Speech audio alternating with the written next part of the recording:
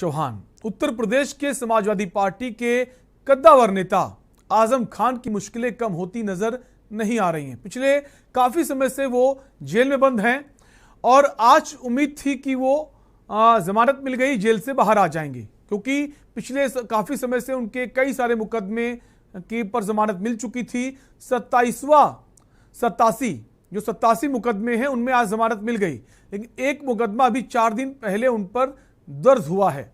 उसके चलते उनको अभी राहत नहीं मिली है। 19 तारीख को उस पर सुनवाई है। अब लोगों को यह लगने लगा है कि क्या जब सारे मामलों पर जमानत मिल जाएगी, क्या उसके बाद फिर एक करके कुछ नए मामले उन पर दर्ज होते रहेंगे? क्या अब आजम खान बाहर आ भी पाएंगे या नहीं? इसी पर आज हम बात करेंगे। आजम की रिहाई कब?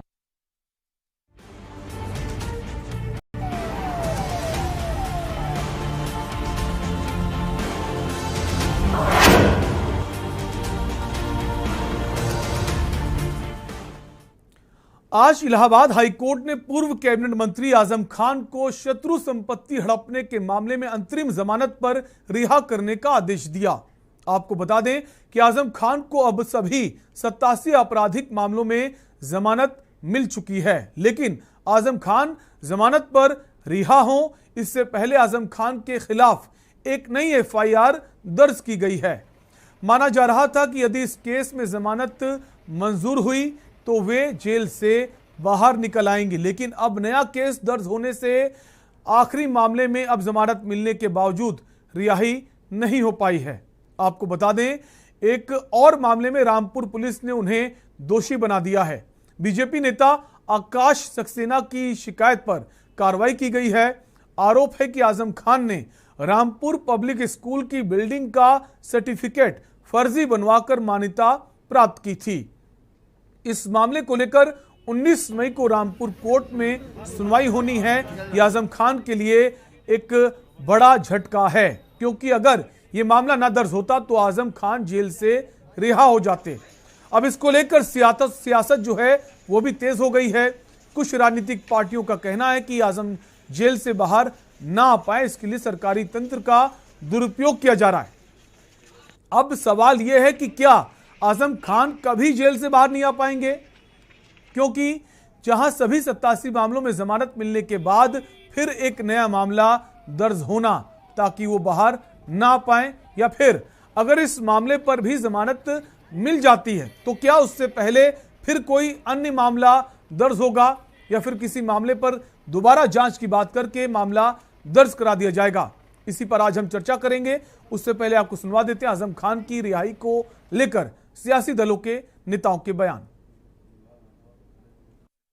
कहूंगा कि आजम को बेल मिली है, बरी नहीं हुए हैं, और जिस तरीके से ये लड़ाई, जो सामाजिक लड़ाई एक शुरुआत की थी, तो उसी तरीके से इस लड़ाई को और मजबूती से लड़ेंगे। और एक बार ऑर्डर उसका जो आ जाए उसको एक बार स्टडी कर लें, और अगर होगा तो इसको सुप्रीम कोर्ट तक लेकर जाएंगे। कानूनी लड़ाई है, इसको इस तरीके से कहना बिल्कुल गलत है, और इनको अपना पुराना समय याद करना चाहिए, जब रामपुर के गरीब और जो रामपुर के एक ऐसे तबके को इन लोगों ने जो फर्जी मुकदमे में फंसा था, तो इन लोगों को अपना याद करना चाहिए। आज तो हर मुकदमा अपने आप में बहुत मजबूत है, और हर मुकदमा पेपर एविडेंस के आधार पर। तो क्या अभी आजम खान जेल में ही रहेंगे? अभी देखिए, अभी एक मुकदमा अभी और रह गया है जिसमें सेम धाराएं हैं, 467, 68, 71 जो धाराएं हैं उसी में मुकदमा है। उसमें भी सुप्रीम कोर्ट में कल डेट लगी है, देखते हैं आगे क्या रहता है। आजम खान जी उत्तर प्रदेश के वरिष्ठ नेता हैं। उनके मंत्रित्व काल में उत्तर प्रदेश में सफलतापूर्वक प्रयागराज में कुंभ का आयोजन हुआ। पूरी तरीके से अत्याचार उन पर जो भाजपा सरकार कर रही थी वो दुर्भाग्यपूर्ण है, और उससे ज्यादा दुर्भाग्यपूर्ण कि समाजवादी पार्टी अपने इतने वरिष्ठ नेता के बारे में 2 शब्द नहीं बोल सकती। उनके ऊपर फर्जी मुकदमे लादे गए। कांग्रेस पार्टी की तरफ से पूरा इस तरीके का जो अत्याचार, चाहे वो आजम खान जी हो या दूसरे नेता हो, जिन पर किया जा रहा है वो पूरी तरीके से गलत है। हम इसका विरोध करते हैं। उनको न्यायालय से न्याय मिलेगा, हमें इसकी पूरी उम्मीद है, क्योंकि देश संविधान से चलता है, भाजपा की तानाशाही से नहीं। पर सत्य की जीत है। जिस तरह से ये फांसीवादी और अत्याचारी सरकार निर्दोष मान के आजम खान साहब को जेल में रखना चाहती थी, कोर्ट ने उनके मंसूबों पर पानी फेर दिया और उनका रिहाई का परवाना जारी कर दिया।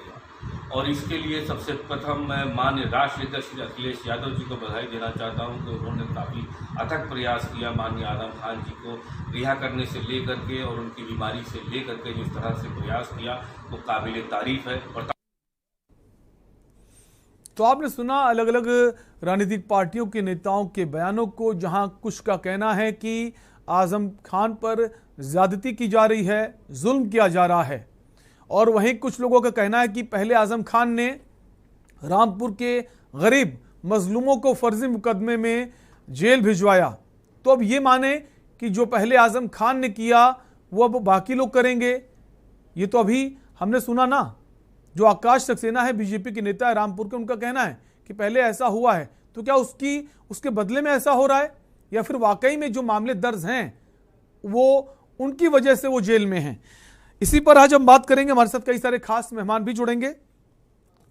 फिलहाल हमारे साथ दिलीप अग्नोत्री वरिष्ठ पत्रकार जुड़ गए हैं। सर, स्वागत है आपका। अनीता मिश्रा प्रवक्ता हैं प्रगतिशील समाजवादी पार्टी की। अनीता जी, आपका भी स्वागत है। और भी मेहमान हमारे साथ जुड़ेंगे, उनसे भी आपका परिचय कराएंगे, उनसे भी चर्चा करेंगे। फिलहाल चर्चा की शुरुआत करेंगे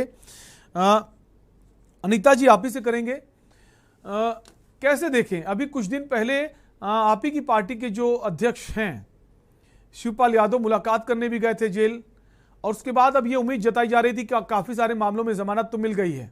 अब आखिरी मामला था आज, उस पर भी जमानत मिल गई, रिहा भी हो जाते। लेकिन इसी बीच अभी 4 दिन पहले एक और मामला उन पर दर्ज कर दिया गया। कहा जा रहा है कि आजम खान को जेल से बाहर ना आने के लिए कुछ लोग नहीं चाहते हो जेल से बाहर आए। क्या सियासत हो रही है आजम खान की, जो जेल में वो बंद है, उसको लेकर? देखिए, जिस तरह के मुकदमे माननीय आजम खान जी पे लगाए गए हैं, तो वो तो जग जाहिर है कि वो सारे मुकदमे और जिस तरह से उनको जेल में रखा गया है वो सियासत तो हो ही रही है। लेकिन जहां तक रही समाजवादी पार्टी की बात, तो सबसे ज्यादा पीड़ादायी यही है जो उनका रवैया रहा है आजम खान साहब के साथ जेल जाने के बाद से।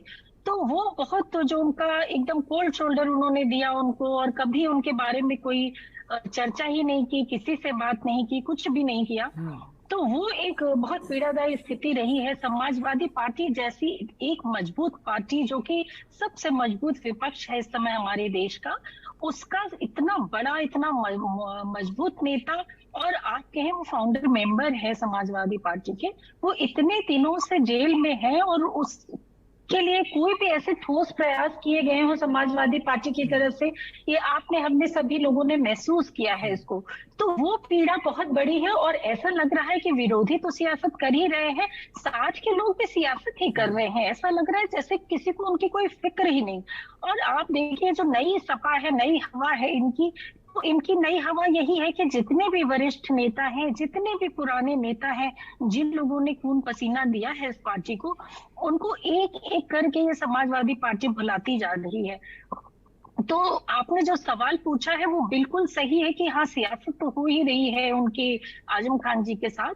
लेकिन आप देखिए, जो मुलायम सिंह यादव जी के समय की जो समाजवादी पार्टी थी, एक छोटे से छोटा कार्यकर्ता के साथ भी अगर कुछ गलत होता था तो पूरी की पूरी पार्टी कैसे विरोध के मोड में आ जाती थी, और किस तरह सड़कों पे वो धरना प्रदर्शन शुरू हो जाता था एक कार्यकर्ता के लिए। लेकिन आज की स्थिति ये है कि इतने मजबूत, इतने बड़े नेता जेल में बंद है, और किसी को ऐसा लगता ही नहीं है कि जेल में बंद है। आप याद करिए, गायत्री प्रजापति के ऊपर कितना बड़ा वो लगा था, और उसके बाद भी मुलायम सिंह यादव जी कैसे उनका सपोर्ट कर रहे थे, उनसे जेल में मिलने गए थे। लेकिन यहाँ आजम खान साहब इतने दिनों से, सपा के कोई भी बड़े नेताओं ने उनकी सुध नहीं ली। और जब कभी भी ये बात होती है और लोग उन लोग को ये कहते हैं कि नाराज हैं, चाहे वो आजम खान साहब हो या माननीय शिवपाल सिंह यादव जी हो, तो ये लोग फटाफट ये कहने लगते नहीं, कोई नाराज नहीं है। पहले वो तो ये मानने को नहीं तैयार थे कि माननीय शिवपाल सिंह यादव जी नाराज है, नहीं, उनको कोई नाराजगी नहीं है, कोई नाराजगी नहीं है। अब उन्होंने कहना शुरू किया कि नहीं, आजम खान साहब को कोई नाराजगी नहीं है, उन्होंने कुछ नहीं कहा है, उनके परिवार ने कुछ नहीं कहा है। तो मैं ये पूछना चाहती हूँ कि अगर उन्हें नाराजगी नहीं है और उनके समर्थक खुलेआम इतनी अपनी पीड़ा व्यक्त कर रहे हैं, अपनी व्यथा व्यक्त कर रहे हैं, बहुत सारे ऐसे पुराने नेता हैं जो उनके लिए त्यागपत्र दे रहे हैं, पार्टी छोड़ रहे हैं, फिर भी आपको नहीं लग रहा है कि नाराजगी उनको बोलना चाहिए? तो कम से कम आजम खान साहब या उनके परिवार का कोई सदस्य, उनका बेटा या उनकी पत्नी, कोई भी तो आके कहता है कि नहीं जी, हमें समाजवादी पार्टी से कोई शिकायत है, हम अभी भी समाजवादी पार्टी में हैं।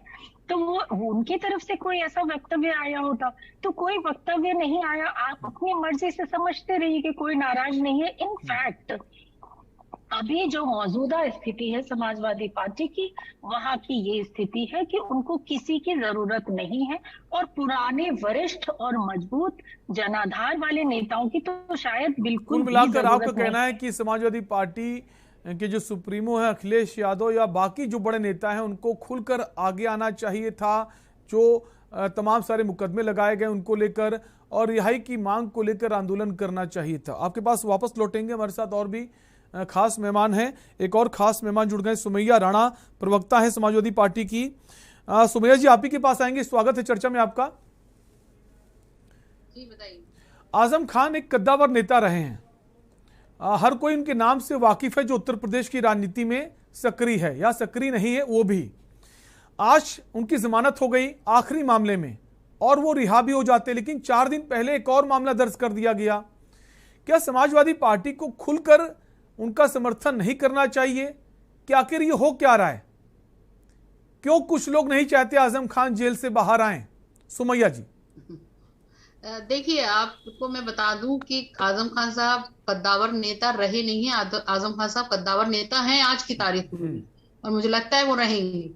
जहां तक रही बात, इस बहस में काफी दिनों से चल रही है कि समाजवादी पार्टी ने क्या किया या हमारे राष्ट्रीय अध्यक्ष ने क्या किया, तो इसके लिए जबान आजम खान साहब की तरफ से भी नहीं खोली गई है, ना उनके बेटे की तरफ से खोली गई है, ना उनकी वाइफ की तरफ से खोली गई। मेरे तो उनके वैसे भी पर्सनल मरासिम है खान साहब के घर से, और मैं खान साहब को रोल मॉडल मानती हूँ। बहरहाल एक बहुत ही एक्सपीरियंस्ड नेता हैं, और जाहिर सी बात है कि उनका एक अपना स्टैंड है पार्टी में भी। लेकिन मैं थोड़ा सा यहाँ पर इस चीज से बिल्कुल भी इत्तेफाक नहीं रखती हूँ कि पार्टी उनके लिए कुछ नहीं कर रही। पार्टी ने क्या किया सबके सामने है कि पहली साइकिल रैली जब बिगुल बजा 2021 में राष्ट्रीय अध्यक्ष जी ने वहीं रामपुर से शुरू किया। आपको भी मालूम है और हमें भी मालूम है कि आजम खान साहब पर मुकदमा करने वाले कौन लोग हैं, लेकिन उसके बावजूद भी जरूरी नहीं था कि हमेशा सब चीज दिखा करके की जाए। जहां पर भी उनको जरूरत पड़ी, और मैं आपको यहाँ पे आपके चैनल पे बड़ी जिम्मेदारी से कह रही हूँ, अपार्ट फ्रॉम राष्ट्रीय प्रवक्ता समाजवादी पार्टी, मैं एक इंडिविजुअल सुमैया राणा की हैसियत से भी बोल रही हूँ। मैं इसके दावे के साथ बोलती हूँ कि मुझसे खुद आजम खान साहब ने कहा था कि मेरी जो भी संभव मदद हो रही है वो अखिलेश जी कर रहे हैं, वो क्या कर सकते हैं, उनके हाथ में कुछ नहीं। हालात बदलेंगे अगर सुमैया जी जैसा आप बता रहे हैं। सुमैया जी ठीक है, जो आपने बात कही है ये कब की बात है? सुमैया जी जो बात आप ये कह रहे हैं कि हमारी आपकी बात हुई है कि जो मदद कर रहे हैं, ये कब की बात है? ये मेरे ख्याल से इलेक्शन के दौरान की बात है। मैं तो उनसे 4-5 बार सीतापुर जेल मिल चुकी हूँ जाकर, और उनके घर भी जा चुकी हूँ, और मुझे कहीं से भी ऐसा नहीं लगा कि वो लोग असंतुष्ट हैं। लेकिन इलेक्शन के बाद से जैसा इलेक्शन के वक्त तो टिकट भी दिया गया था आजम खान को, उनके बेटे को भी, लेकिन इलेक्शन के बाद से चीजें काफी बदली हैं, ये तो मानना होगा। और जैसा कि आपने कहा कि समाजवादी पार्टी उनके साथ है, आप उनके साथ है, बाकी सब लोग उनके साथ हैं। अगर कोई जरा सा कोई मामला होता है, अखिलेश यादव ट्वीट कर देते हैं, बयान देते हैं कि आज जो उनकी जमानत मिलने के बाद रिहा नहीं हुए, इसको लेकर क्या अखिलेश यादव को बयान नहीं देना चाहिए था? देखिए कि 4 दिन पहले आपको 4 दिन पहले दोबारा किसी मामले की जांच के लिए कह दिया जाता है और फिर से उनकी रिहाई रुक जाती है, तो ऐसे तो कभी बाहर ही नहीं आ पाएंगे। फिर अगर उस पर जमानत होगी, एक और मामला लेकर पहुंच जाएंगे। तो अखिलेश यादव को इस बात को लेकर ट्वीट करना चाहिए था, बयान देना चाहिए था। क्या आपको नहीं लगता सुमैया जी? बिल्कुल बिल्कुल, मुझे बहुत कुछ लगता है। मैं यही कह रही हूँ, क्या आपको लगता है कि समाजवादी पार्टी या राष्ट्रीय अध्यक्ष अखिलेश यादव जी के हाथ में है? भारतीय न्यायपालिका का कोई स्थान नहीं है। अगर वो उनकी जमानत हो गई है और उन पर फर्जी और मुकदमे लाद दिए गए हों, तो उसमें समाजवादी पार्टी क्या कर सकती है? आपको खुद समझना चाहिए। आपको लगता है जो न्यायपालिका की पूरी प्रक्रिया, न्यायपालिका पर सवाल उठाया जा रहा, सुमैया जी न्यायपालिका पर सवाल उठाने की बात नहीं है, लेकिन 4 दिन पहले फिर से एक मुकदमा दर्ज कर देना, आम आदमी तो मुकदमा ही नहीं दर्ज करा पाता इतनी आसानी से, और यहाँ तो पर ये मुकदमा दर्ज भी हो जाता है। मैं यही तो आपसे पूछ रही हूँ कि मुकदमा दर्ज कौन करा रहा है? मुकदमा दर्ज बीजेपी के नेता आकाश सक्सेना ने कराया है। तो इस बात को लेकर तो बयान बनता है अखिलेश यादव का, समाजवादी पार्टी के बाकी बड़े नेताओं का। मैं ये कह रही हूँ कि मुकदमा दर्ज कराने वाले भारतीय जनता पार्टी के लोग हैं, उनको यहाँ तक की स्थिति पे लाने वाली बीजेपी है, उनके साथ जो भी हो रहा है, जो भारतीय न्यायपालिका का सिस्टम है उसके तहत हो रहा है, उसमें हमारे ट्वीट न ट्वीट से क्या मतलब है? हमें जो अरे आपकी पार्टी के इतने कद्दावर नेता हैं, समाजवादी पार्टी को, इतने बड़े नेता हैं, समाजवादी पार्टी को जमीन से लेकर अर्श तक पहुंचाया, फर्श से लेकर अर्श तक पहुंचाया है। क्या अखिलेश यादव की जिम्मेदारी नहीं बनती इसी खिलाफत करने की? देखिए, ये आप हम सब जानते हैं कि he is the one of the founder member और उनका पूरा सम्मान है, ऐसी बात भी नहीं है, उनकी समय समय पर बात भी होती रहती है उनके घर पे, लेकिन खुलकर नहीं आ रहा है अखिलेश, ये तो आपको मानना पड़ेगा। खुलकर अखिलेश यादव आप बात समझिए, नहीं आ रहे हैं, बचने की कोशिश आखिर क्यों? तरीके से ये विरोधियों की एक चाल है। ठीक है, लौटेंगे सुमैया जी आपके पास, बाकी मेहमान हमारे साथ बने हुए हैं। सुधा जी हमारे साथ बनी हुई। सुधा जी, जो आज ये मामला सामने आया, आज जमानत मिल गई थी, रिहा भी हो जाते, लेकिन 4 दिन पहले एक मामला दर्ज हुआ है, क्या ये बाकी लोगों के साथ भी हो सकता है कि अगर कोई जेल में बंद है हम उसके ऊपर एक और मुकदमा दर्ज करवा दें, वो जेल से बाहर ही ना आ पाए? क्या ऐसा संभव है आम आदमी के लिए किसी और के साथ, अपने दुश्मन के साथ? जी ने 2 बातें बोली। उन्होंने कहा कि आप जानते हैं कि कौन लोग करवा रहे हैं, और उन्होंने फर्जी मुकदमों की बात की। तो अगर किसी पार्टी को ये पता है कि कौन करवा रहा है और फर्जी मुकदमे हो रहे हैं, तो हर पार्टी की जिम्मेदारी बनती है गलत चीज का विरोध जरूर किया जाए और सड़क उतर के, क्योंकि अगर नेताओं के साथ हो रहा है तो आम जनता के लिए तो कुछ सोच पाना ही बहुत मुश्किल है। तो यहाँ पे बात इसकी उठती है जैसे टेनी जी के किसी भी कार्य को हाई कोर्ट और सुप्रीम कोर्ट को आके आदेश देना पड़ रहा है कि अगर ये चीज न किया गया होता तो ये न होता। तो वहां पे अगर कोई अपने नेताओं को बचाने के लिए इस हद तक जा रहा है, तो हर पार्टी को ये जानना और समझना होगा कि अगर एक पार्टी हाई कोर्ट तक को चैलेंज कर दे रही है, उसके अगेंस्ट कार्य कर ले रही है और हाई कोर्ट को उसमें इंटरफेयर करना पड़ रहा है, तो हर व्यक्ति को अपने सम्मान के लिए कहीं न कहीं विरोध को दर्ज कराना पड़ेगा। हम उसको दरकिनार नहीं कर सकते हैं, छोड़ नहीं सकते हैं कि लेट गो कर दिया, क्योंकि हमारे पास उदाहरण मौजूद है। एक व्यक्ति जेल में है, उसके ऊपर केस मालूम है कि बेल हो जाएगी, अब उनके सारे 87 मुकदमे थे, वो बेल होने वाली है। अचानक आकाश जी आते हैं, एक पुराने केस को फिर से और जेल में उनको जमानत के लिए वारंट के लिए वो मिल जाता है। तो अगर ये हो सकता है, मतलब हमें ये जानना है। और एक खास बात सुधा जी की, जो न्यायिक प्रक्रिया की बात होती है हमेशा कि न्यायिक प्रक्रिया बहुत धीमी है, स्लो है, इसको और फास्ट होना चाहिए। यहाँ तो 4 दिन के भीतर मामला भी दर्ज हो जाता है और 19 मई की डेट भी आ जाती है कि 19 मई को इस पर सुनवाई होगी। क्या बाकी लोगों के साथ ऐसा नहीं हो सकता सुधा जी? बिल्कुल होता ही, यही तो बात है इसी चीज को, क्योंकि जिस तरह से हम समाज में नए बदलाव देख रहे हैं, क्योंकि अब जो सरकारें आती हैं अपने अपने हिसाब से अपनी चीजों को कैसे तेज और धीमा कर सकती हैं, इस पे क्वेश्चन करना पड़ेगा, प्रश्न उठाना पड़ेगा। इस सबकी सामूहिक जिम्मेदारी बनती है। अगर हम इसको नहीं करेंगे तो एक व्यक्ति के लिए वही न्याय व्यवस्था कुछ और कर दे और किसी दूसरे व्यक्ति के लिए कुछ और कर दे, ये हम कतई अपने देश में, अपने देश के संविधान के लिए, देश के विकास के लिए और भविष्य के लिए बिल्कुल नुकसान करने वाली ये जो स्थितियां बन रही हैं। क्योंकि टेनी जी का जब मैं बार बार नाम ले रही हूँ, क्योंकि हाई कोर्ट को बार बार संज्ञान लेना पड़ रहा है। आप सोचिए कि किसी एक कैबिनेट मंत्री के सामने और पार्टी उसके खिलाफ कुछ भी नहीं बोलती है, कुछ भी नहीं बोलती है, इवन कहती है कि नहीं उनका कुछ वहां पे योगदान ही नहीं था, वहां पे दंगल कराया जाता है, जानबूझ के ऐसी बातें की जाती हैं और स्थितियां बदल जाती हैं। दूसरा नेता है जो कि 2 साल से जेल में है, जिसने एक पार्टी को खड़ा किया है, जो आपने कहा कि फर्श से अर्श तक, मतलब उसने एक जीवन दिया है, पूरा जीवन राजनीति को दिया है। तो उसी राजनीति में 2 लोगों को अलग अलग तरह से फायदे कैसे मिल सकते हैं, इस बात को सड़क तक लाने की जरूरत है। क्योंकि संसद इन बातों को अगर बदल रही है तो अब सड़क की जरूरत है। और ये सपा बिल्कुल, और जो पार्टी के लोग हैं, उस पार्टी के नेता, उन पार्टी के कार्यकर्ता, उनको इसका विरोध करना चाहिए। बिल्कुल बिल्कुल करना चाहिए।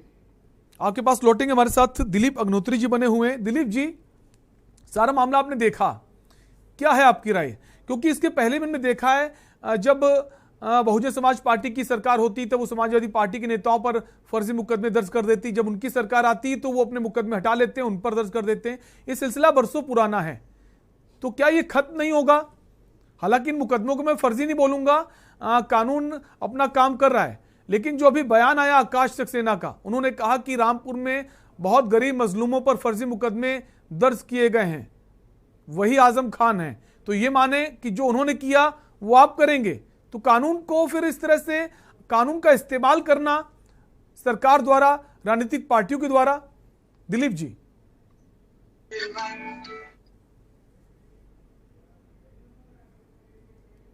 दिलीप जी हम चाहेंगे आप अपने फोन को अनम्यूट कर लें।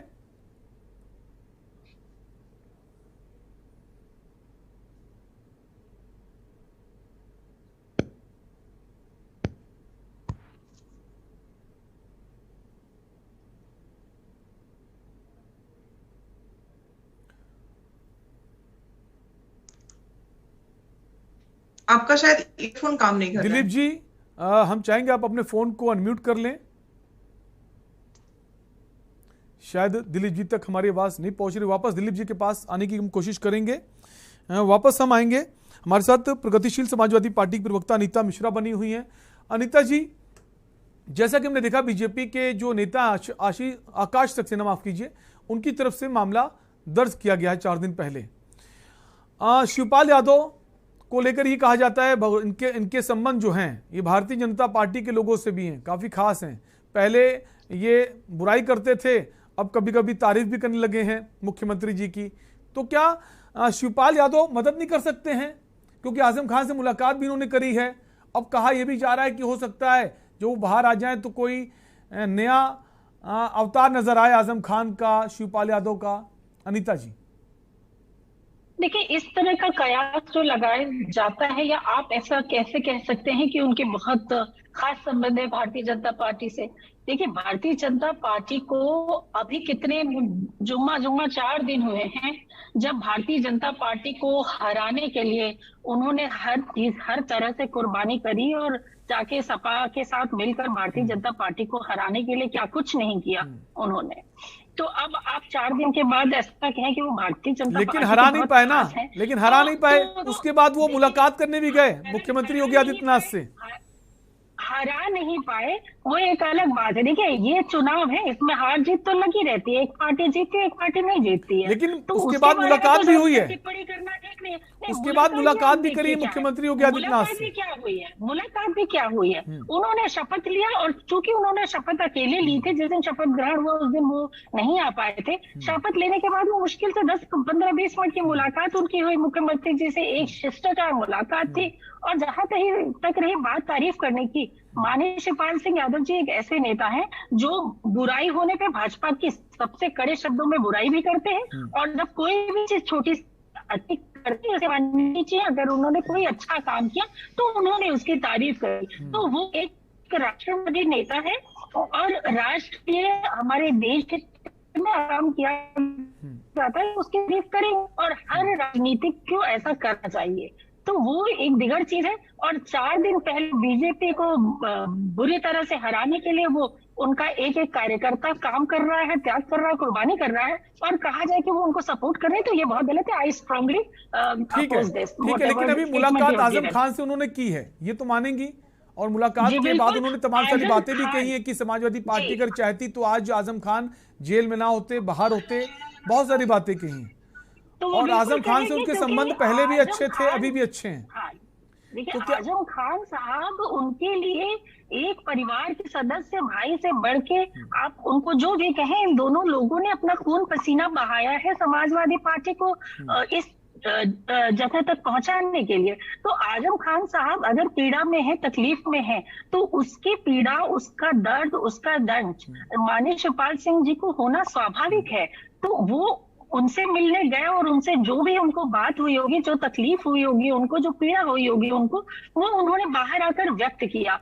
और देखिए, माननीय शिवपाल सिंह यादव समाजवादी पार्टी के मुलायम सिंह काल के नेता हैं, जिन्होंने ये देखा है कि एक छोटे से कार्यकर्ता को जरा सा चोट भी लग जाती थी तो समाजवादी पार्टी किस तरह के आंदोलन किया करती थी। वही समाजवादी पार्टी अपने बड़े बड़े नेताओं के साथ बड़े बड़े कारनामे हो रहे हैं। अभी मैंने जैसे सुमैया बहन को सुना, उन्होंने कहा कि वो उनके हाथ में नहीं है, कानून अपना काम करेगा। तो मेरा ये कहना है कि आप कुछ कर सकते हैं या नहीं कर सकते हैं, आपके करने से कुछ होगा या नहीं होगा, आप एक कोशिश तो करते। कोशिश भी नहीं की गई। तकलीफ और पीड़ा इसी बात की है। एक कोशिश की जाती है, जैसे मैंने पहले भी आपको कोट किया कि जब गायत्री प्रजापति के ऊपर एलिगेशंस लगे थे तो मुलायम सिंह यादव का क्या उस समय रुख था? आप बताएं क्या रुख था उस समय।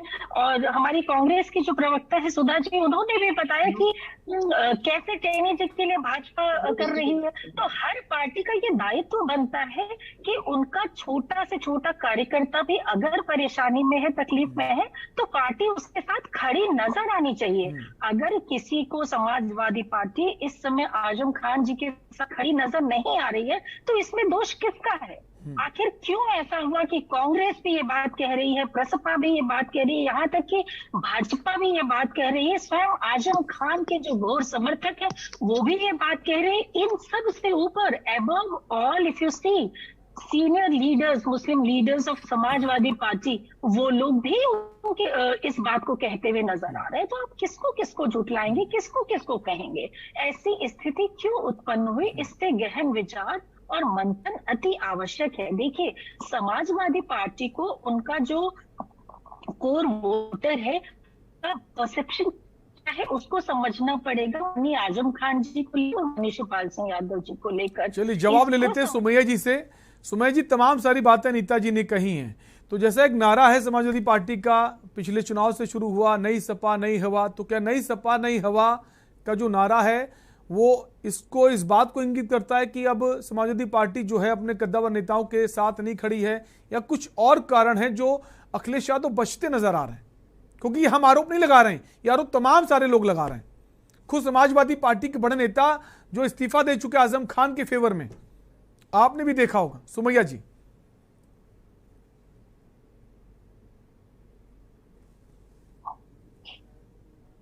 शायद सुमैया जी तक हमारी आवाज नहीं आ रही, वापस कोशिश करेंगे सुमैया जी से जुड़ने की। हमारे साथ दिलीप अग्नोत्री जी वापस जुड़ गए हैं। दिलीप जी, सवाल यह है, आपको आवाज आ रही दिलीप जी?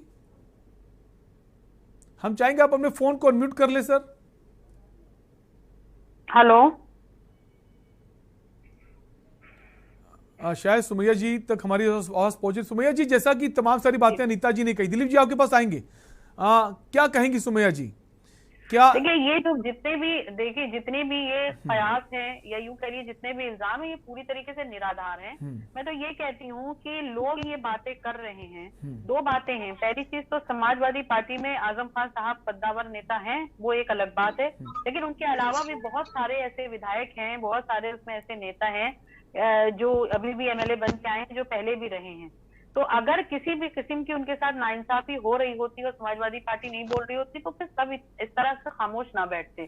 दूसरे, आजम खान साहब की तरफ से या उनके परिवार की तरफ से अभी कोई भी बयान नहीं आया है, बल्कि इससे पहले इलेक्शन के टाइम में आपने देखा होगा, चाहे रथ पे साथ में रहे हों अखिलेश यादव जी के साथ अब्दुल्ला आजम, या उसके बाद जो साइकिल यात्रा शुरू हुई है मंच पे साथ में रही हैं डॉक्टर तजीन फातिमा जी, उसके अलावा समय समय पर जिस तरीके से उन लोगों के साथ खड़े रहे हैं, चाहे ट्वीट के जरिए हो, चाहे वहां पे ज्ञापन देने के जरिए हो, उनके खिलाफ जो भी मुकदमे हो रहे हैं, उनके साथ जेल में जो हो रहा है उसके खिलाफ हो, तमाम ऐसे तथ्य हैं जो मौजूद हैं जिससे ये बिल्कुल साबित होता है कि समाजवादी पार्टी या राष्ट्रीय अध्यक्ष अखिलेश यादव जी ने कभी भी अनदेखी नहीं की है, न मोहम्मद आजम खान साहब की और न उनके परिवार की। ये बिल्कुल निराधार है, क्योंकि अब गवर्नमेंट नहीं बनी है।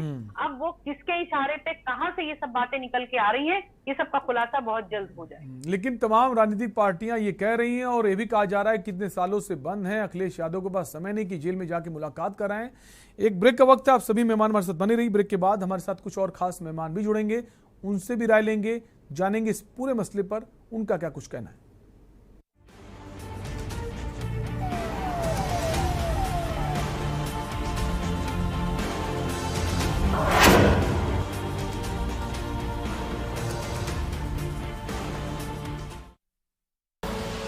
आप देख रहे हैं के न्यूज, खबरों का सारथी। देखें कौन नया खिलाड़ी आया है, समझा देते हैं। प्यार से समझाएंगे, धीरे धीरे से, वो भी अपनी जुबान में।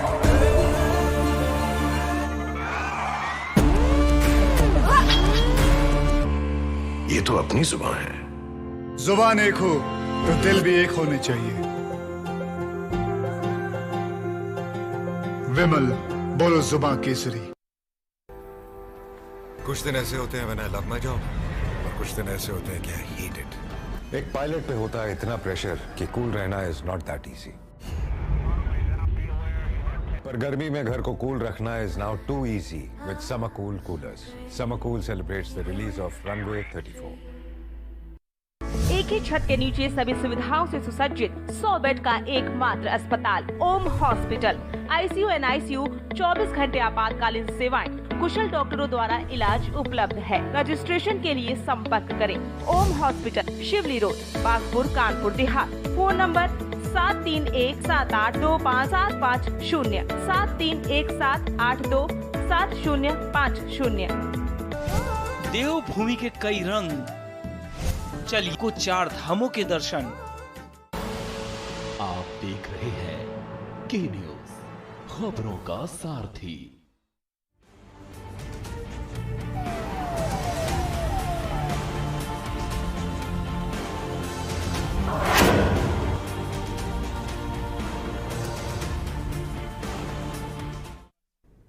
ब्रेक के बाद एक बार फिर आपका स्वागत है। आप देख रहे हैं आज का मुद्दा और हम बात कर रहे हैं समाजवादी पार्टी के कद्दावर नेता आजम खान की रिहाई को लेकर। आज उनके जो मुकदमे थे उसमें एक आखिरी मुकदमा था, उस पर उनको जमानत मिल गई, उसके बावजूद वो रिहा नहीं हो पाएंगे क्योंकि 4 दिन पहले एक और मामला दर्ज किया गया। अब उसकी सुनवाई 19 मई को होनी है। तो क्या अब ये माने कि आजम खान कभी जेल से बाहर ही नहीं आ पाएंगे? और ये माने जो बाकी जो उनकी पार्टी समाजवादी पार्टी वो इस बात को लेकर विरोध क्यों नहीं दर्ज करा रही है, क्यों बचती नजर आ रही? क्योंकि तमाम राजनीतिक पार्टियां सवाल उठा रही हैं। अखिलेश यादव आजम खान को लेकर चुप्पी साधे हैं, उनसे जेल में मुलाकात करने नहीं जा रहे हैं। उधर आजम खान के जो खास लोग हैं, काफी लोग समाजवादी पार्टी से इस बात से नाराज चल रहे हैं। कई लोगों ने इस्तीफा भी दे दिया है कि उनको लगता है अखिलेश यादव जो हैं वो उन नेताओं के साथ नहीं है जिन्होंने इस पार्टी को अर्श जो फर्श से अर्श पर पहुंचाया, जमीन से आसमान की ऊंचाइयों तक पहुंचाया। आज उस नेता के साथ समाजवादी पार्टी के सुप्रीमो अखिलेश यादव नहीं है। क्यों नहीं है, इसको लेकर भी चर्चाएं जो हैं वो तेज हैं।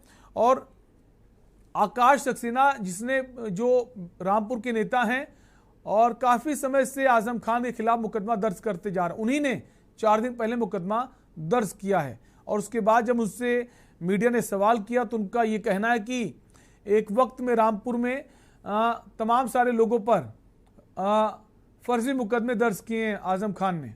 तो क्या उस बात का रिवेंज है? इस पर भी बात करेंगे। कई सारे खास मेहमान बने हुए हैं, चर्चा को आगे बढ़ाएंगे। हमारे साथ दिलीप अग्नोत्री जी बने हुए वरिष्ठ पत्रकार हैं। दिलीप जी, आपको हमारी आवाज आ रही है? सर, सवाल यह है कि जैसा हम देख पा रहे हैं पिछली सरकारों में भी होता था कि मुकदमेबाजी बहुत होती थी, खासकर बड़े नेताओं पर, और जब वो सत्ता में पहुंचते थे दूसरी पार्टी तो वो अपने मुकदमे हटा देते थे, उन दूसरों लोगों पर मुकदमे दर्ज कर देते थे।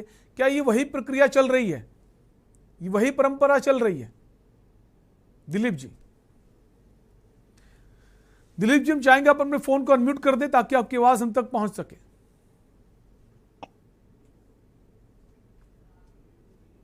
उनके ईयरफोन में शायद दिक्कत है। आवाज आ रही है? जी दिलीप जी, आवाज आ रही है। अनम्यूट दिलीप जी, आपकी आवाज आ रही है, अपनी बात आप कह सकते हैं।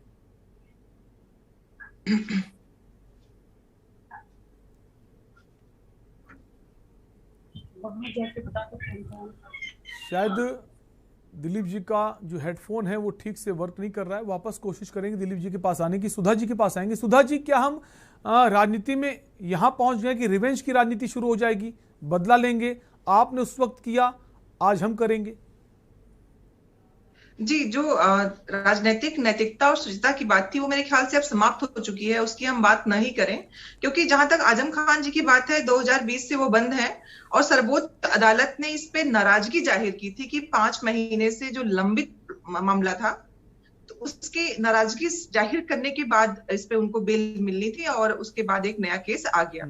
मतलब आप देख सकते हैं कि आजकल हर चीज में जब तक सर्वोच्च न्यायालय कुछ नहीं कहेगा, सुप्रीम कोर्ट कुछ नहीं कहेगा, तब तक सरकारों पे जू नहीं रेंगने वाली है। क्योंकि उनको अपने हिसाब से उन्माद, आक्रोश, युवाओं के मुद्दों को दरकिनार करके चीजें क्या करनी है जो सिर्फ राजनीतिक उनको फायदे के लिए फायदा बच जा रहा हो। तो जो राजनीतिक जो गतिविधियां जिस तरह हमने शुरुआत की थी राजनीति में 1947 के बाद से, वो हम पूर्णतः खो चुके हैं। उसकी हम बात भी नहीं कर सकते हैं, क्योंकि यहाँ पे हर चीज सिर्फ फायदे के लिए हो रही है। देश का फायदा नहीं है उसमें, न तो भविष्य हमारा बनने वाला है। हम सिर्फ स्वार्थ अपनी पार्टी और अपने लोगों की बात करने लगे हैं। और उसके बाद भी जब हम सरकार में होते हैं तब सिर्फ अपनों की बात करते हैं, लेकिन जब सरकार नहीं बन पाती है तो वो अपने बेगाने कितनी जल्दी हो जाते हैं, उसको भी हम दरकिनार कर देते हैं। तो चूंकि सबको ये मालूम है कि लोग ऐसा करेंगे, तो लोगों को उसमें आगे करने का उनको मौका मिल रहा है। पार्टी अपनी मजबूती, भाजपा को 30, 33, 35% मिल रहा है और वो इतने बेहिसाब रूप से सरकार चला रही है। क्यों?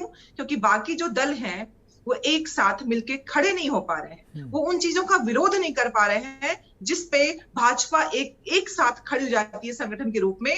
और उसी महंगाई पे आपने देखा था कि किस तरह हंगामे होते थे, सड़कें जाम रहती थी और रोज की चर्चाएं होती थी। आज वो महंगाई मुद्दा नहीं रह गया है, आज बेरोजगारी मुद्दा नहीं रह गया है, रोज सिलेंडर के दाम बढ़ रहे हैं, रोज पेट्रोल के दाम बढ़ रहे हैं, लेकिन बात किसी को नहीं करनी है क्योंकि सबके अपने अपनी ढपली, अपने अपने राग। तो उनको मालूम है कि मुझे फायदा कहाँ से मिलने वाला है। इसी बीच में ऐसे मुद्दों को ले आएंगे कि बाकी मुद्दे अपने आप दब जाते हैं, आक्रोश फैला के समाज में उन्माद फैला देते हैं। जहां तक चूंकि हमारी वीराना बहन उसको मानने को तैयार नहीं है कि ऐसा कुछ नहीं है, तो ये जो हमारे अंदर आ गया है ना कि ऐसा कुछ नहीं है, हम तह तक किसी चीज के जाना नहीं चाहते हैं। और जो लोगों को दिख रहा होता है, क्योंकि आप जानते हैं जहाँ पे अगर हल्का सा भी कहीं धुआं हो रहा है, इसका मतलब कुछ तो बात है। तो कम से कम अगर कुछ बात नहीं है तो आप उसे खत्म कर सकते हो बात करके, जाके बात को हटा के, कि अगर प्रॉब्लम नहीं है, दोनों के बीच में बहुत अच्छे रिश्ते हैं। क्योंकि ये बातें पहले नहीं हो रही थी, ये अब हो रही हैं। तो अब हो रही है तो क्यों हो रही है? अगर ये प्रश्न उठता है तो हर पार्टी की जिम्मेदारी बनती है कि उन प्रश्नों का उत्तर सही रूप में दे। और एक राजनीतिक अपने देश के विकास की जहां तक मैं बात मानती हूँ कि पहले के जो राजनीतिक विद्वेष होते थे वो सिर्फ सरकार को सही कार्य को चुनौती देने के लिए होते थे कि आपको सही काम करना है, सरकार मेरी है या नहीं है, आपको काम सही करना है, आपको हम गलत काम नहीं करने देंगे। चाहे वो जननायक जी हो, चाहे वो जितने भी नेता हमारे देश के हुए हैं जिन्होंने सरकारों को पलटा है अपने सिर्फ विरोध की वजह से कि हम सही के साथ खड़े रहेंगे, अपनों के साथ खड़े रहेंगे, चाहे हमें किसी से भी विरोध दर्ज कराना क्यों ना पड़े। तो ये संस्कृति हमें वापस लानी पड़ेगी और कम से कम मानना पड़ेगा कि कहीं ना कहीं कोई प्रॉब्लम है। जब तक हम समस्या नहीं मानेंगे उसको दूर करने का प्रयास कभी नहीं कर सकते हैं। तो सबसे पहली सारी राजनीतिक दलों को ये तो मानना पड़ेगा कि अपने संगठन के बीच में कहीं ना कहीं लूपहोल हो रहा है, उसे कैसे दुरुस्त किया जाए जिसके बारे में लोग बात न कर पाए। बिल्कुल, लौटेंगे आपके पास। अनीता जी, इलेक्शन से पहले भी हमने देखा कि आजम खान का नाम भी नहीं लिया पूरे इलेक्शन में। हालांकि आखिर में जब वो रामपुर पहुंचे, अब्दुल्ला आजम के साथ उन्होंने जो रैली साझा की, वहां थोड़ा बहुत बोले होंगे, जहां तक मेरी समझ में है, जहां तक मुझे याद है। बचने की कोशिश की गई है, एक टैग लगा है शुरू से समाजवादी पार्टी पर। अनीता जी, क्या आपको आवाज आ रही है? आ रही है आवाज जी। आपको मेरी आवाज आ रही है? जी, आप ही से सवाल है जी कि जो एक टैग लगा है समाजवादी पार्टी पर MY का, मुस्लिम यादव की पार्टी ये है, और उसका फायदा पिछले काफी समय तक मिला भी समाजवादी पार्टी को। लेकिन इस बार की जो समाजवादी पार्टी थी काफी अलग थी। कई सारे छोटे छोटे दलों को एक साथ लाने का प्रयास किया अखिलेश यादव ने, हालांकि उसमें सफल भी हुए। हार जीत अलग में वो है विषय की, वो सत्ता हासिल नहीं कर पाए, लेकिन वोट खूब मिला अखिलेश यादव को। और चुनाव के छठे फेज की अगर बात करें तो वो अयोध्या भी पहुंच गए, हनुमानगढ़ी के दर्शन भी कर लिए। कहा जा रहा था अखिलेश यादव राम मंदिर जाने से डरते हैं, अयोध्या जाने से डरते हैं, दर्शन नहीं करेंगे, लेकिन उन्होंने हनुमानगढ़ी के दर्शन किए। तो एक नई कोशिश थी कि लोगों को लगे उत्तर प्रदेश की आवाम को, जनता को, कि समाजवादी पार्टी सिर्फ मुसलमान और यादवों की पार्टी नहीं, वो सभी धर्मों की, सभी संप्रदाय के लोगों की पार्टी है। इस वजह से आजम खान से दूरी बनाई। अब चूंकि लोकसभा चुनाव नजदीक है 2024, तो वो चाहते हैं ठीक है हम 2022 चुनाव नहीं जीत पाए, लेकिन हमें कामयाबी मिली है, वोटिंग परसेंटेज बढ़ा है, सीटें बढ़ी हैं, तो उनको उम्मीद है कि जैसे चल रहा है वही ठीक है। अनीता जी। एग्जैक्टली शालिन जी, आपने पिछली बार जो अभी मुझसे मेरे एक सवाल पे के जवाब में कहा था कि सब कुछ किया फिर भी तो हार गए, तो यही मैं आपसे कहना चाह रही थी। आपने बोला है ये बात कि उन्होंने सबसे दूरी बनाई, तो उन्होंने जितने वरिष्ठ नेता थे, जो उनके फॉलोअर्स वोटर्स हैं, उनकी जो भावनाएं थी उनको समझने में उन्होंने भूल की ना। उन्होंने आजम खान साहब को किनारे किया, उन्होंने जी को देखकर शिवपाल जी समझता अपनी पार्टी का सिंबल भी दिया, उनको अपने स्टार प्रचारकों की सूची में भी रखा, लेकिन समय समय पर उनको कितना बेइज्जत किया उन लोगों ने। और इसके अलावा स्टार प्रचारक की सूची में होते हुए भी उनको कहीं भी लेकर नहीं गए, कहीं भी उनको कोई क्षेत्र नहीं दिया। उनको सिर्फ जौनपुर एक क्षेत्र दिया जहां पे शिवपाल सिंह यादव जी ने जाकर के प्रचार किया और वहां 8 की 8 सीट निकली। और माननीय आजम खान जी एक ऐसी शख्सियत है जिन्होंने समाजवादी आंदोलन और समाजवादी विचारधारा को बढ़ाने में, आगे करने में, समाजवादी पार्टी को सेट करने में बहुत बड़ा योगदान दिया है। और उनके बहुत फॉलोअर्स हैं, उनके साथ लोगों का हुजूम में लोग हैं उनके साथ। तो इन चीजों को अगर नजरअंदाज करती है पार्टी तो कैसे जीत सकती है? उनके हारने के कारण खुद उनकी अपनी नीतियों में ही निहित थे। जो आपका सवाल था उसी का जवाब आपने खुद अभी दे दिया मुझे। जो बात मेरे को कहनी थी वो आपने खुद अभी बता दी। तो माननीय आजम खान साहब जो हैं, ये मुस्लिम और यादवों से दूरी बनाए, ऐसा तो मुझे नहीं समझ में आता किस तरह की राजनीति है ये। आपको सर्वधर्म संभाव करना है, सारे धर्मों के साथ अगर आपको दिखाना है तो आपको मुस्लिम और यादव से दूरी दिखाने की कैसे जरूरत पड़ गई, ये समझ में नहीं आता है।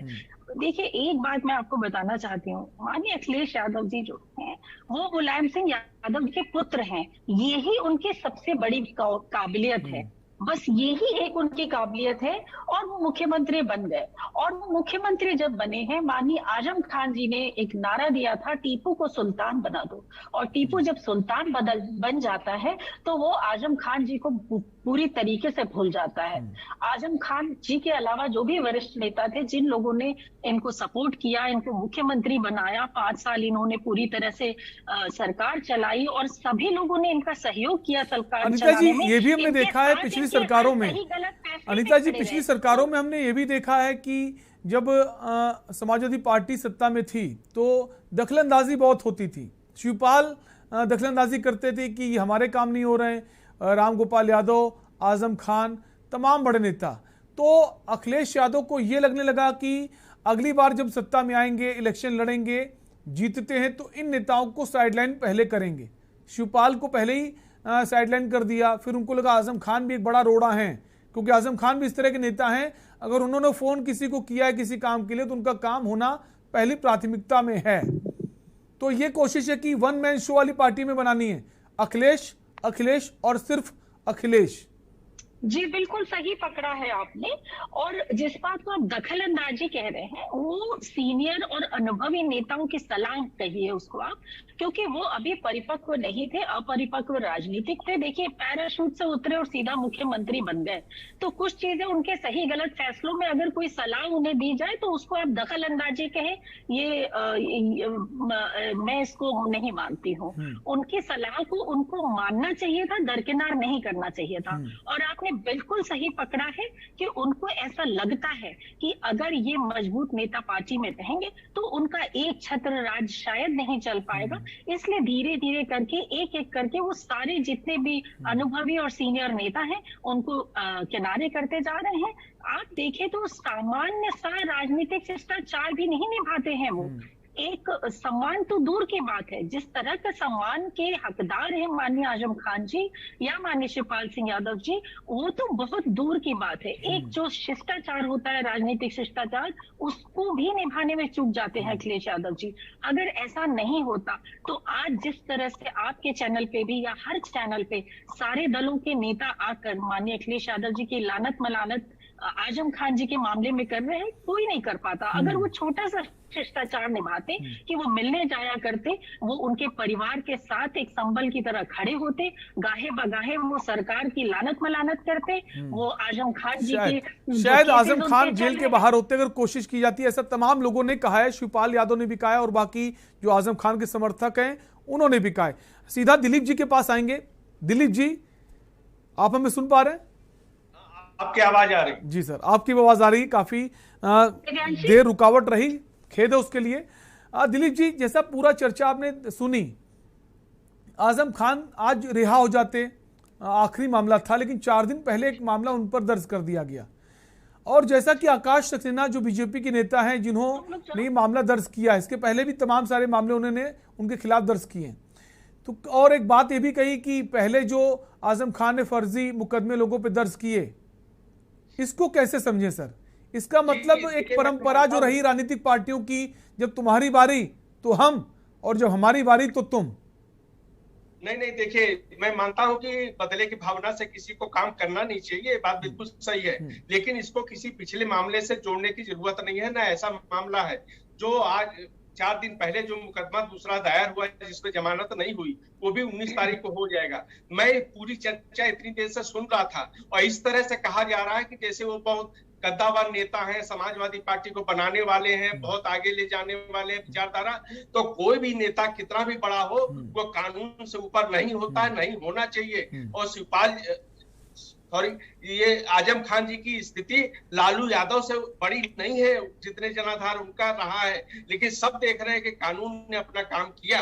तो यहाँ अगर अखिलेश यादव मिलने नहीं गए, कोई किया नहीं, तो मैं मानता हूं कि उचित है, कानून को अपना काम करना चाहिए। एक मेरी बहन कह रही थी कि जिस प्रकार केंद्र के मंत्री टोनी मिश्रा के विषय को उठा रही थी, तो इस पे भी उनको सही में इस जानकारी होनी चाहिए कि टोनी मिश्रा जो केंद्र के राज्य मंत्री हैं, उनके ऊपर कोई आरोप नहीं है, उनके पुत्र आरोपी हैं एक मसले में जो वहां पे हुआ था, और उसमें उनके विरुद्ध वो जेल भी गए और कार्रवाई भी चल रही है। अगर कोई बड़ा नेता मुलायम सिंह जी गए प्रजापति गायत्री प्रजापति से मिलना, तो ये कोई बड़े गौरव की बात नहीं है। कानून का जो अपराधी है उसके हिसाब से करना चाहिए, हमें कानून व्यवस्था पे विश्वास भी होना चाहिए। अब जो लोग आज बोल रहे हैं, क्या ये पब्लिक नहीं जानती है कि किस तरह से जो विश्वविद्यालय बना जौहर खान, किस तरह के उसमें कार्रवाई हुई, किस तरह के लोगों ने, गरीबों ने आरोप लगाए, तब उनके विषय में कोई बोलने वाला क्यों नहीं था? और अगर इस तरह के आरोप लगे, तमाम उसमें अवैध निर्माण भी हुए, तो इस बातों पे अगर कोई कार्रवाई करता है तो हमें न्याय व्यवस्था पे विश्वास करना चाहिए। एक बहन कर रही सड़क पर उतरना चाहिए, क्यों उतरना चाहिए, क्यों समर्थन करना चाहिए, क्यों मिलना चाहिए, किसके लिए? कोई राजनीतिक बंदी हो तो उसके लिए समर्थन समझ में आता है, लेकिन जहां पे कानून को अपना काम करना है, तो इस तरह के नेताओं के लिए मैं किसी प्रकार की सहानुभूति नहीं होनी चाहिए। और जो कह रहे हैं मुख्यमंत्री बना दिया अखिलेश जी को, तो ये कोई उस बात की बात नहीं है। मैं समझता हूँ कि अखिलेश जी के 5 साल की जो सरकार रही, उसमें सबसे ज्यादा परेशानी का सामना आजम खान जी की वजह से करना पड़ा।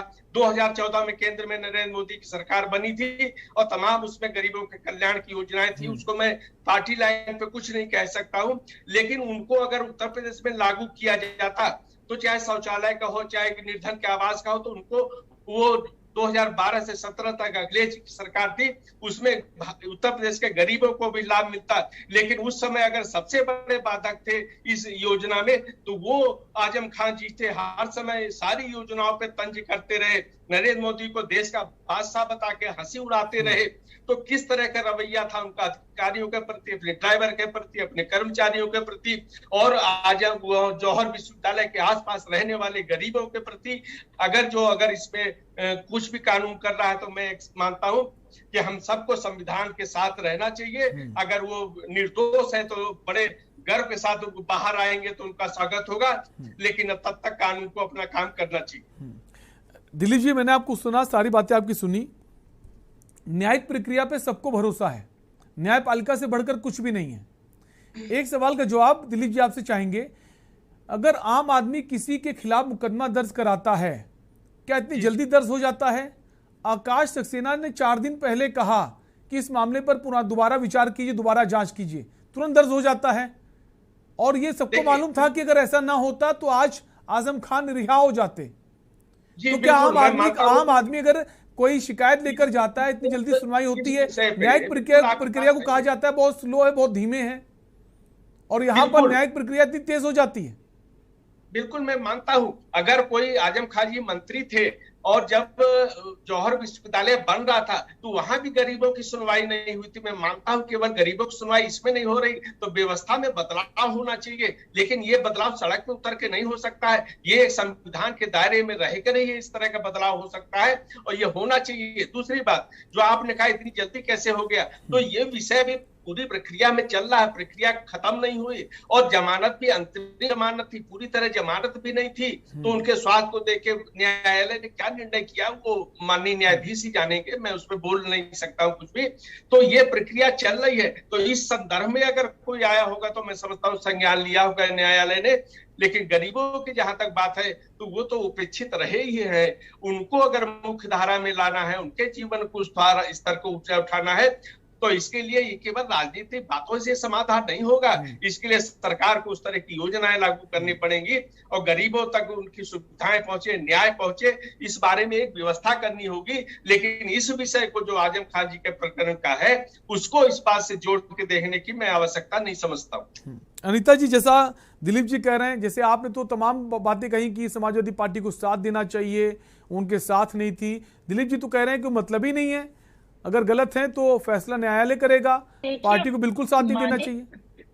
नहीं, माननीय न्यायपालिका में तो सभी को भरोसा है और संविधान से इतर तो कोई भी नहीं जा सकता। पार्टी कोई भी पार्टी हो संविधान से इतर नहीं जा सकती है।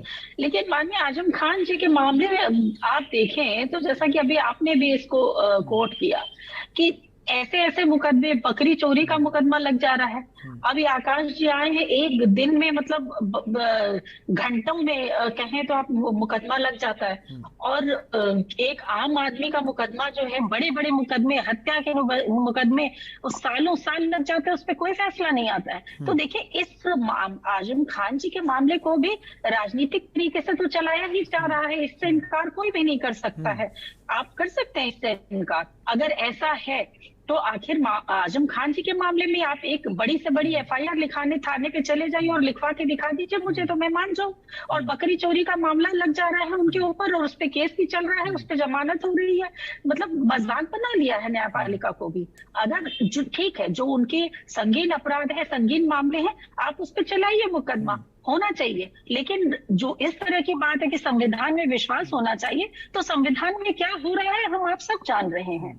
बड़ी बड़ी बातों के मुकदमे आप बताइए, आज तक बड़े बड़े इतने बड़े बड़े कांड हुए हैं, लखीमपुर से लेके ये कानपुर और उन्नाव और जहां जहां के कांड, आप बताइए किसमें फैसला आया है रातों रात 24 घंटे के अंदर? बस इसी में मुकदमे फटाक से दर्ज हो रहे हैं और बस इसी में फटाफट फैसला आ रहा है। तो क्यों हो रहा है ऐसा? इतना अंतर क्यों है? तो राजनीतिक तो ये है, इसको तो मानना ही पड़ेगा कि ये पूरा मामला ही राजनीतिक है। अगर राजनीतिक नहीं होता तो घंटों के अंदर। और दिलीप जी ने कहा कि समाजवादी पार्टी जो है उनके साथ, उसको नहीं खड़ा होना चाहिए। नहीं, ये तो गलत है। देखिए, मेरा ये कहना है कि अगर आजम खान जी के ऊपर कोई आपराधिक मामला है, कोई ऐसा मामला है जिसके लिए कि उनको जेल में ही रहना चाहिए, उनको जेल से बाहर किसी हालत में नहीं आना चाहिए, तो ठीक है, वो तो न्यायालय अपना काम कर रहा है।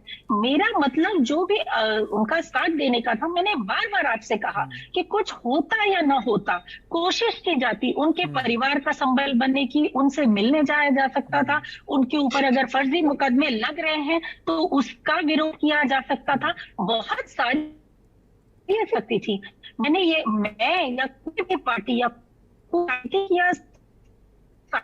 इंसान ये कहेगा से कोई जो फैसला आ गया है उसका अपोज करना चाहिए, ऐसा तो हमने किसी ने नहीं कहा। हम सब ये चाहते हैं कि एक जो सम्मानित नेता कभी किसी पार्टी का रहा है, पार्टी को उसके साथ खड़ा हुआ दिखना चाहिए था। अगर पार्टी को उसके साथ खड़ी हुई नहीं दिख रही है किसी को भी, चाहे वो ऑपोजिशन हो, चाहे वो पार्टी के अंदर के लोग हो, चाहे उनके परिवार के लोग हो, चाहे पार्टी के फॉलोअर्स हो, वो अगर नहीं दिख रही है तो इस पे मंथन और चिंतन की जरूरत है। बिल्कुल। सुधा जी के पास आएंगे, वक्त कम है, लास्ट कमेंट सुधा जी आप ही से लेंगे। क्या लगता है अगर इस तरह से चलता रहा तो ऐसा तो लगेगा फिर आजम खान कभी बाहर ही नहीं आ पाएंगे? अगर उस पर बेल होती फिर एक नया मामला दर्ज करा दिया जाएगा। शैलेंद्र जी, सबसे पहले बात मैं दिलीप भाई से बोलना चाहूंगी कि ये जो यहाँ पे आजम खान कौन है और उनपे कानून को क्या करना चाहिए, इस पे कोई मुद्दे पे बात नहीं हो रही थी। हम आजम खान ने क्या किया है, क्या नहीं किया है, उस पे बात नहीं कर रहे थे।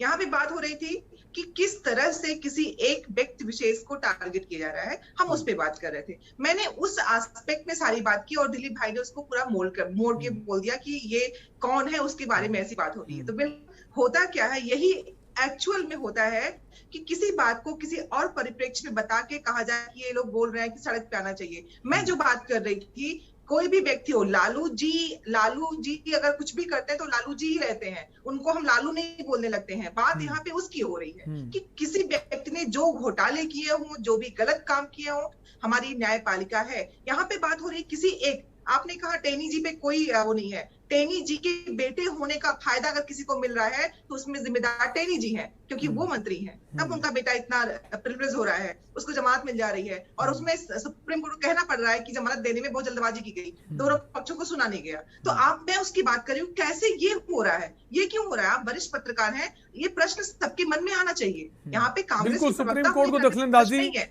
देनी पड़ रही है, उसको लेकर सवाल तो जरूर उठेंगे और सवाल इसको लेकर भी उठेंगे, क्या आजम खान की जो बेल है वो कब होगी, क्या सरकार चाहेगी तब होगी? क्योंकि आकाश सक्सेना का जो बयान है वो तो इसी तरफ इशारा करता है। फिलहाल आप सभी मेहमानों का बहुत बहुत शुक्रिया इस चर्चा में शामिल होने के लिए। तो आज के मुद्दा में बात कर रहे थे आजम खान की रिहाई को लेकर, जहां 87 मुकदमे दर्ज थे, सब पर जमानत हो गई, अभी भी वो रिहा नहीं हो पाए। एक और मामला दर्ज हो गया है, 19 मई को उसकी सुनवाई है, क्या उस पर भी बेल मिल जाएगी, वो बाहर आ जाएंगे या फिर एक और मामला दर्ज होगा?